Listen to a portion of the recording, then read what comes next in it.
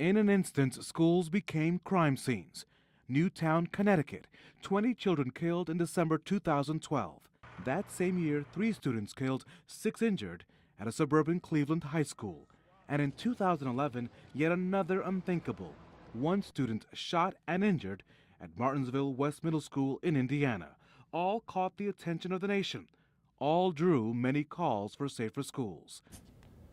Tom Neff draws from experience what will impact the lives of thousands of children. Safety is a huge issue. At Schmidt Associates, they renovate or remodel at least 20 buildings every year.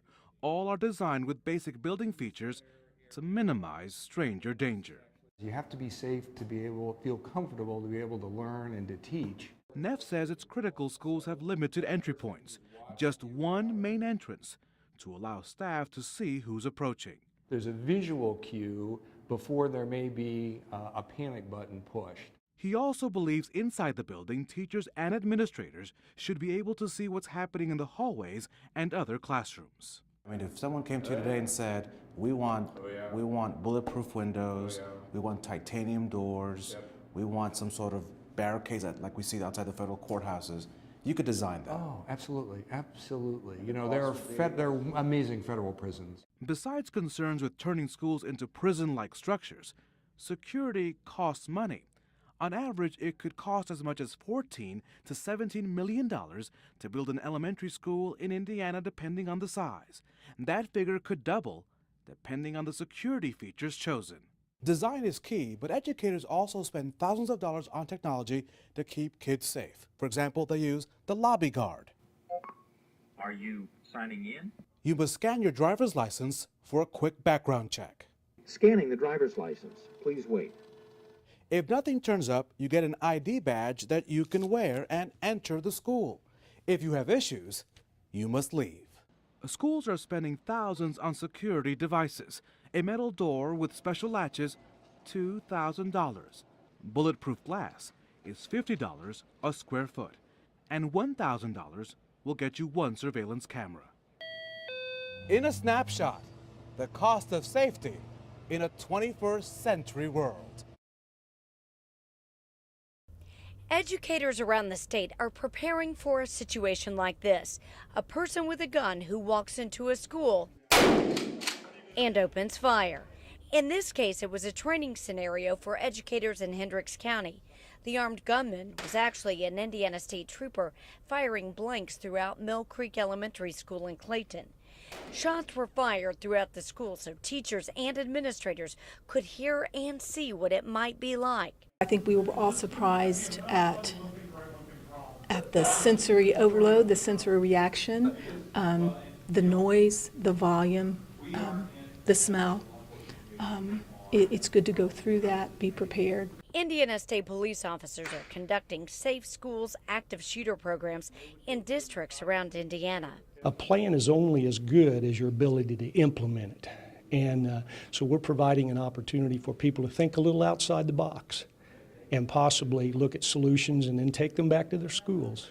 The goal is for educators to consider what they might be able to do to save students' lives until police arrive, even if it means fighting back against the gunman. Scenario, we had 4 minutes that seemed like an eternity. What can we do and what options can we give our teachers? Run, hide, or fight.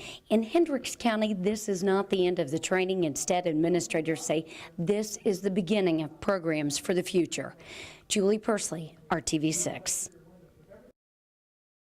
As school districts prepare their playgrounds for the year, we found a danger being overlooked in districts throughout the area. Right here.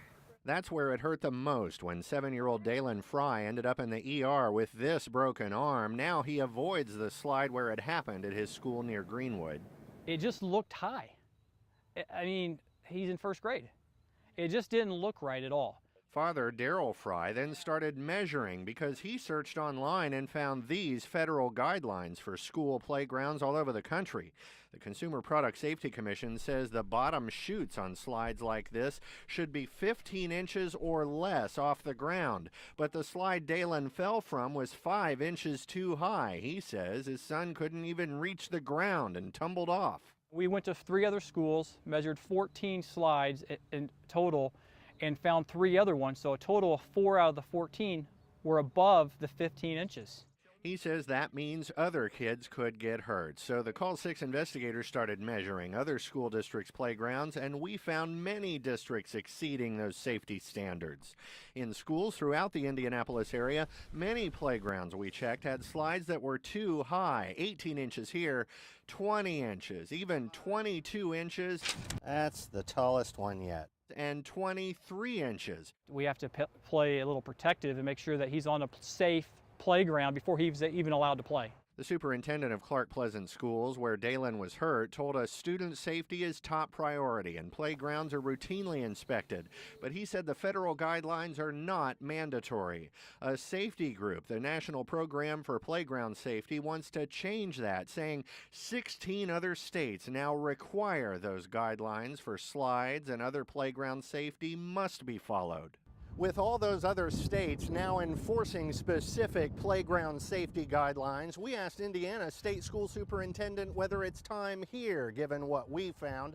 Apparently not. Her office called back and said this is not a state issue. It's up to local school districts to fix their own dangerous playgrounds and police themselves. Stephen Dean, RTV6.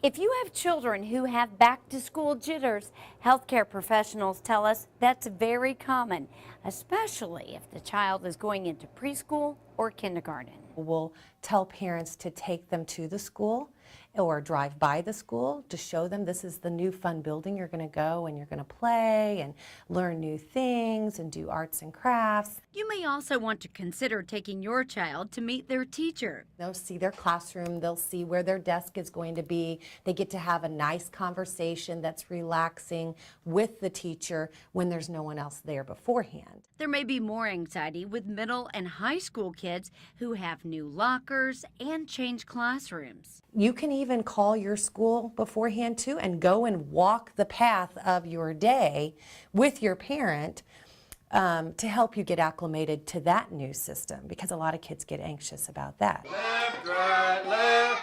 Let your student know it's normal to be anxious in a new setting. A certain level of anxiety is kind of good. It helps get your adrenaline going. It helps you actually jump in and try new things.